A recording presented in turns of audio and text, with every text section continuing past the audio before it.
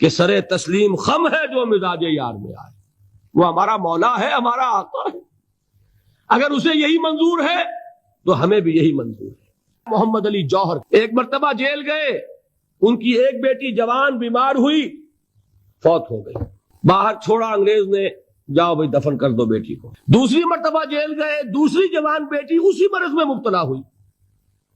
اب یہ جیل میں ہے، خبر پہنچی کہ دوسری بیٹی کے اوپر بھی اسی مرض کا حملہ ہوا ہے. ایک نظم لکھی ہے جس کا آخری شعر یہ ہے: تیری صحت ہمیں منظور ہے لیکن اس کو نہیں منظور تو پھر ہم کو بھی منظور نہیں. یہ ہے، جب تک یہ کیفیت نہ ہو اس میدان میں آدمی ثابت قدم نہیں رہ سکتا کہ میرے رب کو اگر یہ منظور ہے تو یہی مجھے منظور ہے، اور تیری صحت ہمیں چاہیے تو ضرور لیکن ہمارے رب کو منظور نہیں تو ہمیں بھی منظور. راضی برضائے رب وبشر الصابرین الذین